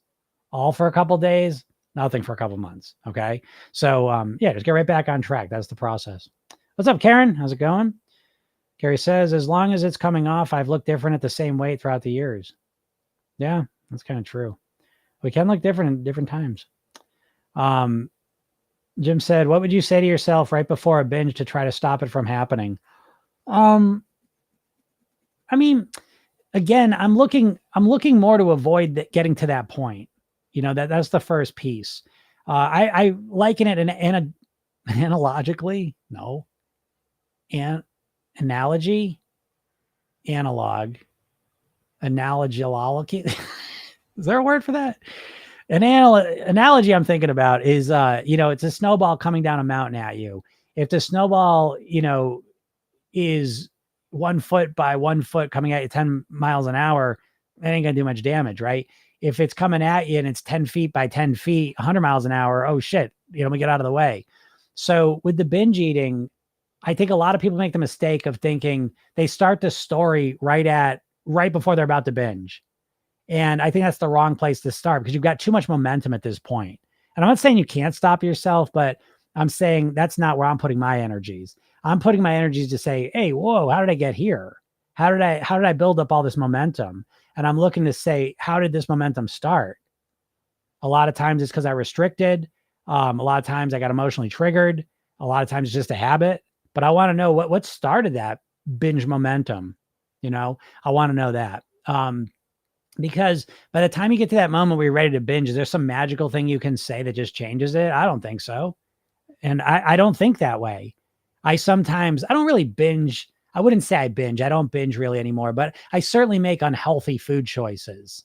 And I just let it go. And I look back at myself and say, I've got to go back in time knowing I know what would I have done differently, and I mean, again, I could go, it wouldn't make sense to you because you're not in the program, but what I would say because I know the answer you want, but it's too hard to get because you don't have all the background knowledge that we get in the program. But what I would say is Programming Yourself Thin is really built around the idea of being the ideal you. Who do you want to be? Because you dieters are all basing everything around who you don't want to be. Your entire weight loss approach is built around what you don't want, who you don't want to be, how you don't want to eat, all of these things. Analogically is a great word. And it's awesome. Okay, analogically. Thank you for that. So much of Program Yourself Thin is not about, because you dieters, right? It's like, I just want to lose the weight. I just got to stop eating the dessert. I got to stop overeating. I got to stop doing this. I got to stop doing that. I got to stop doing that. Your whole mindset is based around what you don't want to do, which leads you to a place which is a vacuum where your subconscious mind says, well, what the fuck do we want to do? I know everything we don't want to do, and I know who we don't want to be. Who do we want to be? What do we want to do? And that's a huge vacuum for you dieters, isn't it? You don't know. You never think about that. And in Program Yourself Thin, we're obsessed with that. Who do you want to be? How do you want to behave? How do you want to feel? How do you want to think? What do you want to do? You know? And so that's why I say this doesn't mean much to you. To say, what would I do right before a binge to try to stop myself from happening is I would say, because again, you don't even have the context of internal dialogue, you know? So again, you're missing core pieces of the puzzle. I talk about them, but I can't teach a program on a podcast. You know what I mean? Like, that's why, again, I don't restrict any information from you guys, but at the same time, I'm not teaching lessons here. So it's hard to like explain certain things because there's a lot of components to it. But again, for me, what I would do is I would say, what's the ideal gym want to do? You know, and so I would connect to my ideal self, which has a different physiology. I relax, I calm down, I center myself, which I've practiced over and over again. And then I would say, okay, what's the ideal gym say and do in this situation? Now, again, I would not rely on that because, again, you're not conscious in a binge state. So that's never going to work, really. But what I would do is I would redo that process as the person who I want to be. And I would train myself in anticipation to prevent it the next time. So again, it's a fundamental difference in how we're thinking of it. You're thinking about, how do I stop the 100-foot snowball from crushing me? And I'm thinking about, how do I avoid the 100-foot snowball from being anywhere near me? And those are two totally different mindsets. And I don't think the other one works. I haven't seen it work much. So I know it's probably unsatisfying, but I don't know. What can I do? Yanis Honey says, how can I finally lose weight after years of failed diets? Again, I mean, just right off the bat, it's not about losing weight. You know, it's a shitty question. How can I finally lose weight is about what you don't want. And how can I live at my goal weight would be a much better goal. Can you not? I mean, you've all heard me that know me, you know, this goal as a reference point, but wouldn't you agree that which goal do you think's better? I just want to lose the weight finally, or I want to get to my goal weight and then live the rest of my life at my goal weight on near autopilot. Which goal would you like? Right? I'm a magic leprechaun. I say you can have.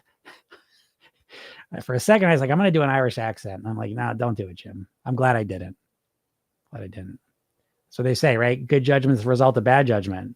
I have done an Irish accent in the past. And it's like, sometimes you can hear an accent in your head and it doesn't come out that way. So I'm glad I stopped myself. But anyways, if a magic genie pops out and says, listen, you can finally lose the weight, or you can return to your goal weight and live the rest of your life at your goal weight on your autopilot, which one would you take? Right? Well, they're two totally different things. And just focusing on losing weight, that's what you do. You lose some weight. And then what do? You put the weight back on, right? That's what 95% of people do. So I would suggest that you shift the goal up from, how can I finally lose weight after years of failed diets, setting up for failure all over again. And I begin to say, how can I learn and grow and evolve from my past experiences trying to lose weight and create a system that allows me to get to my goal weight and live there for the rest of my life on near autopilot in a way that is comfortable and enjoyable for me?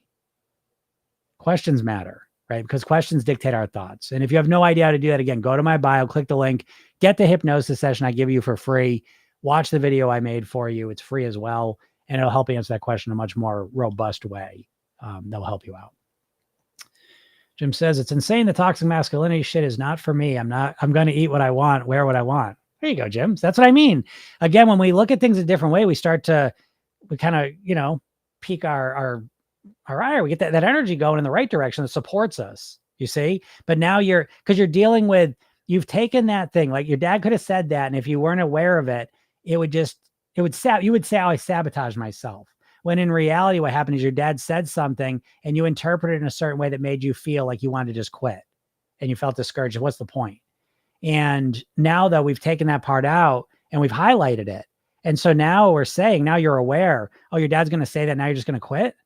And now you don't like that. And now you're bringing that energy, that masculine energy again. I was saying, that fight energy. I was saying, fuck that. I want to do what I want to do. Fuck the toxic masculinity. I'm going to eat the way I want to eat. That's exactly the energy I tapped into, to do this thing. And so that's why I can have someone say, oh, look at you. You're not even a man. You eating salads all day.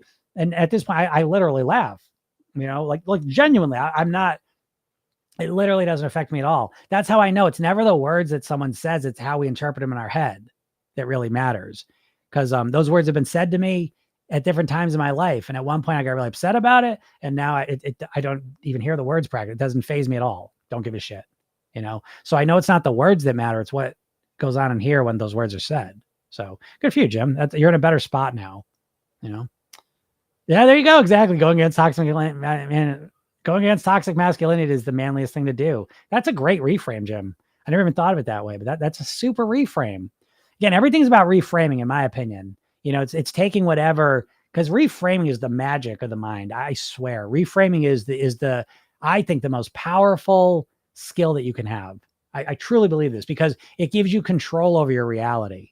We don't live in reality, folks. We live in the reality in our heads. You may or may not believe that, but if you do believe that, then how do you influence the reality in your heads? And the most practical, like actual way you do it is by reframing things in the way that supports you. So that's a wonderful reframe, Jim. Great job with that. Yeah, that's a good one. Resonance 004 says, lost 10 pounds. I can't lose any more for the last month. What's your advice? You know, the first thing I would say, I would change the words up. I can't lose any more for the last month. I would switch up to, I haven't lost any more in the last month. Okay. Because can't is not accurate. Okay. It's just not. I lost 10 pounds doing something and then my weight loss plateaued for a month. And so I want to look at that as I haven't lost anything more in the last month. And then my brain wants to go to what do I think is the reason for that? Is there any difference between what I was doing when I lost 10 pounds and what the last month has been going on? And so I want to start by looking for those things. You absolutely can lose more weight. You just need to reduce more calories. It's that simple. And so words matter, folks. When we say I can't lose any more weight, that's a horrible hypnotic suggestion. And it's not accurate. I guarantee any one of you, I can make you lose weight. Let me put you in a jail cell. I guarantee you will lose weight over the next month if you put me in charge of your eating. So do not say you can't lose weight. You can, you just haven't figured out how. And those are two different things, right? So what your advice is, I just gave it to you, you know, start to have a more, you know, solution-oriented mindset. You absolutely can lose more weight. You just got to figure out how. And so the first thing I would start with is, what would you do when you lost the 10 pounds? Did you change anything up? Did anything happen in between there? You know, and don't just be like, oh no, I ate the same. Fuck, no, you don't. And I can't wait to watch this. So Mario's always giving me horrible things to watch, but I'm going to give you guys something good to watch. I think, is Secret Eaters. I guess I'm going to look this up. I haven't seen it yet, but someone I trust immensely was mentioning this show, and it was about, you know, oh, I don't know, like I'm not even overeating and I'm still gaining weight, or I'm eating great and I'm not losing weight. It's like, listen, folks, I know you think that, but you can't trust yourself with this stuff. Humans are notoriously unaware. I don't know why you don't believe that. You know, you'd rather believe what? That your body is just some outlier body that, you know, you can cut all your calories, but your body doesn't release weight.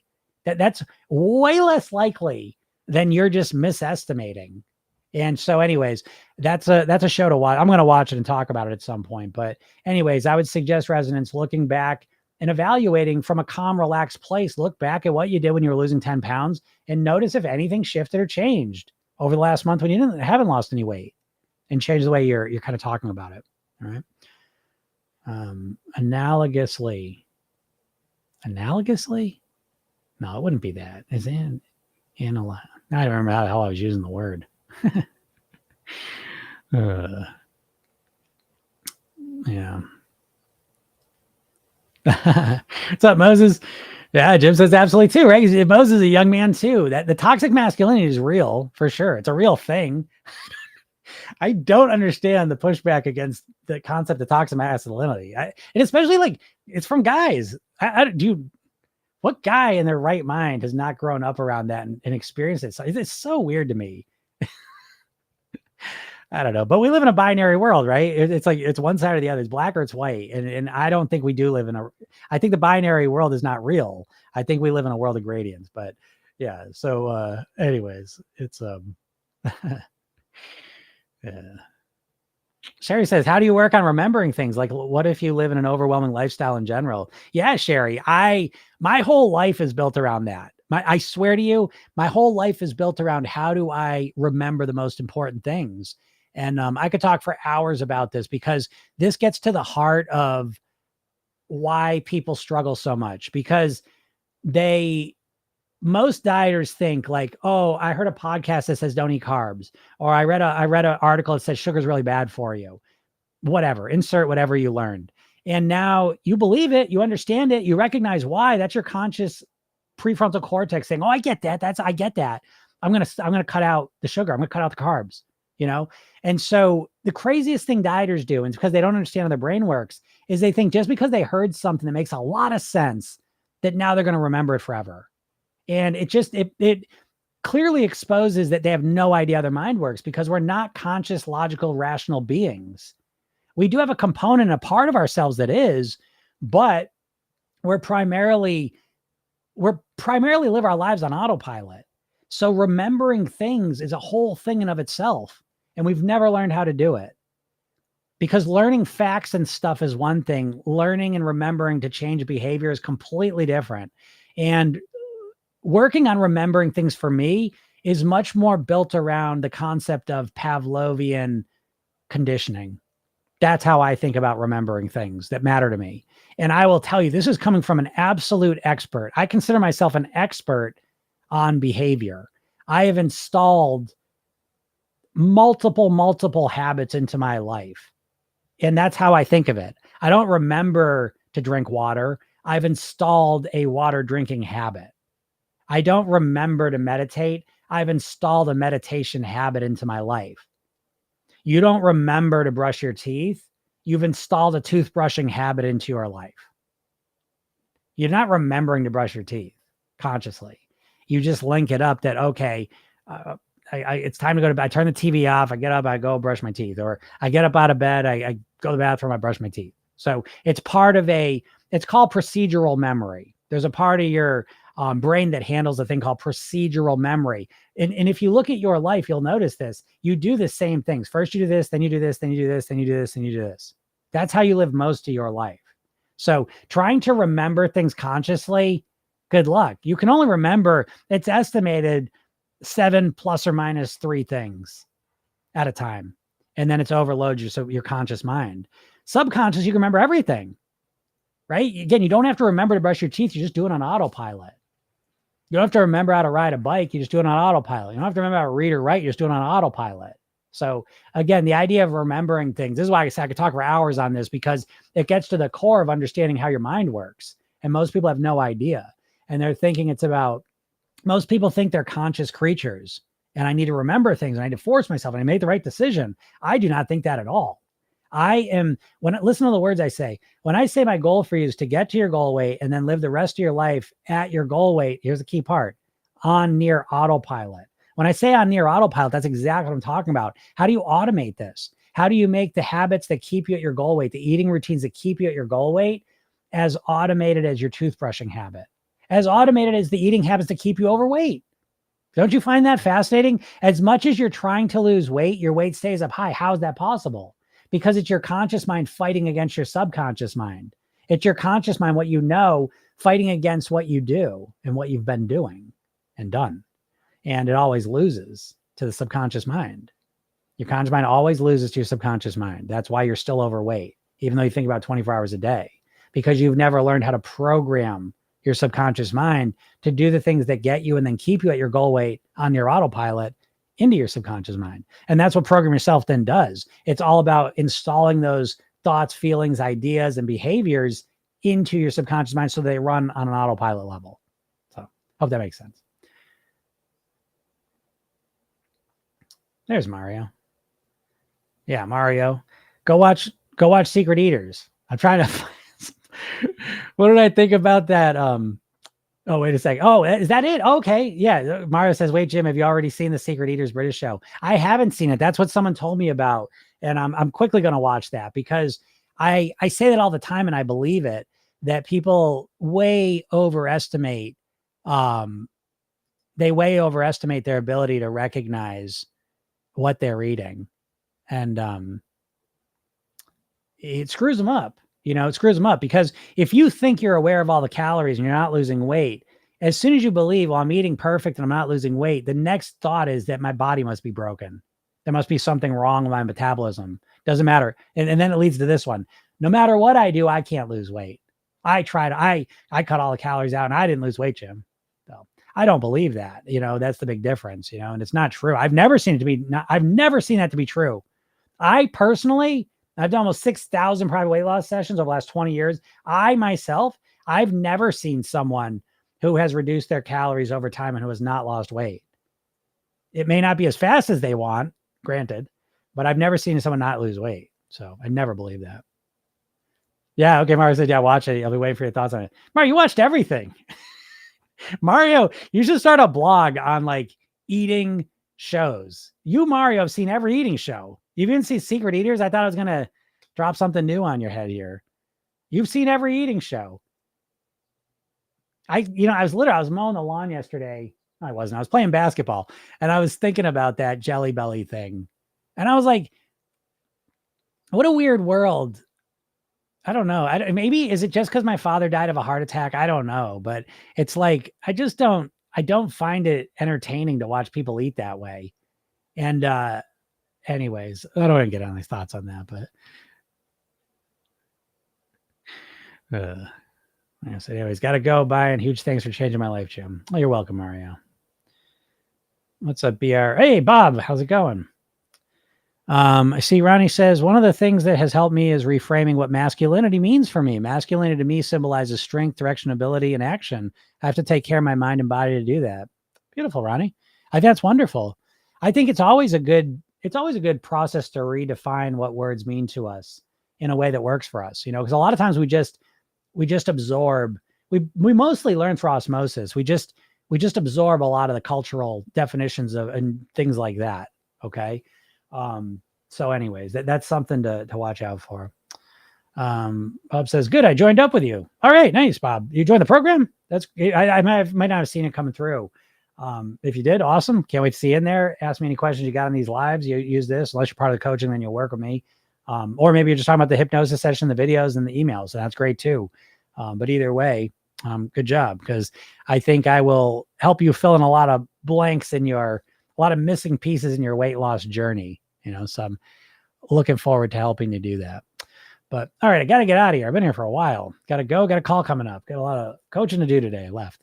So, all right, everyone, have a super duper day. Remember, if you are not in my world, go to my bio, click the link, get the hypnosis session I give you for free. Watch the video I made for you. It's free. Read the emails I send to you. They're free. And they're all going to help you out. And watch the videos. If you don't follow me, right? What a weird thing to do, to listen to this and then not follow me on social media, because I'm always releasing more and more videos to help you out, which I think is really helpful. I was just doing the hypnosis manually because I'm not getting emails. Oh, you're not getting emails? I'll look into that for you. There's a technology. That's weird. I'll look into that for you. So yeah. But yeah, like I said, that stuff's free. You can go check it out, but you should follow me. I got a bunch of cool videos about to release. Put them out there and they'll be notified when you do it. And then what's the last thing? Oh, the podcast. Yeah. Program Yourself Then is the podcast name. You can go listen to those whenever you want. Oh, actually, and I'm kind of testing out today. Actually, we'll see how it goes, but I got a Facebook group. So I know some of you Facebook people that are in Facebook all the time. I'm going to have a Facebook group, PYT Spark, Program Yourself Then Spark, where you can get in there, and I'll put these videos here will go in there, and I'll put the other like the TikTok videos and the reels and stuff in there. And so I'll be one spot you can go and people in the program kind of check and, oh, stop it. Queen Victoria's not getting emails either. This is the thing that sabotages me, man. It bums me out. This email thing is really bumming me out. But I'm going to fight through it because I don't understand.